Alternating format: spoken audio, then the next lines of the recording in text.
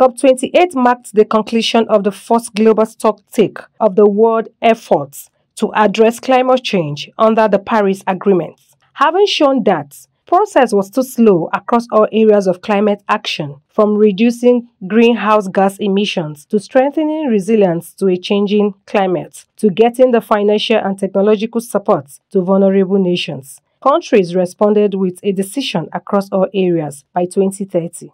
The federal government has reviewed ahead of COP29 what Nigerian Reverse Nationally Determined Contribution (NDC) projected needs of $177 million in investment by 2030 to meet Paris Accord commitment based on assessment projected in 7 sectors. This was made known by the Secretary to the Government of the Federation, Dr. George Akume, who was represented by Dr. Nnamdi Mbari, the Permanent Secretary, General Services Office of the SGF.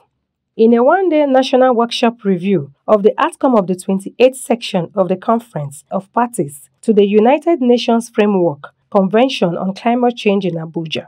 In his keynote address, Dr. Nnamdi Mbari emphasized on the commitment to the Paris Agreement and climate ambition. According to Nigeria's revised NDC, an estimated total of $177 million in investments up to 2030 to attain the Paris Accord commitments based on assessments in several sectors was projected.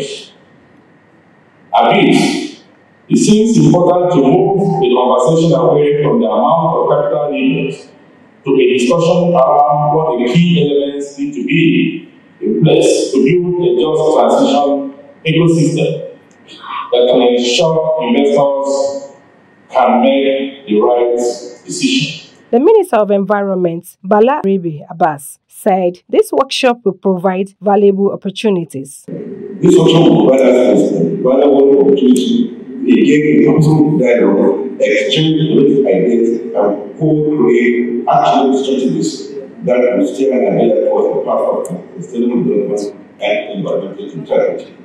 Nigeria, as a country, is feeling the impact of climate change, ranging from extreme weather then to development opportunities now, rising sea level, erosion around the coastal lines, loss of biodiversity, and other negative that affect our daily lives.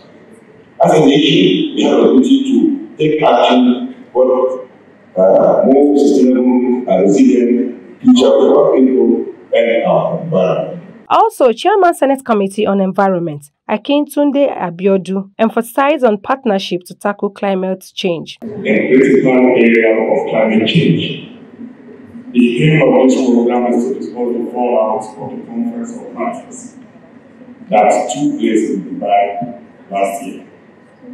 One negative press focus on the size of the Nigerian delegation to the conference.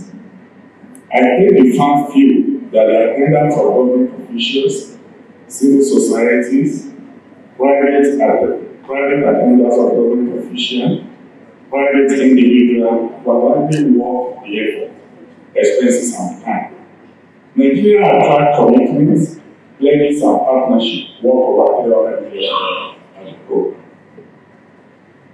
A notable one is the $150 million lithium deal with the Chinese development company for the establishment of a lithium battery manufacturing and processing factory in Nigeria in the second quarter of this year. At the workshop, Climate Change and WASH Manager said teamwork is the way out to curb climate change. Nigeria, we need to see if and how we can mobilize all the stakeholders on the ground, strengthen their capacity, and work together.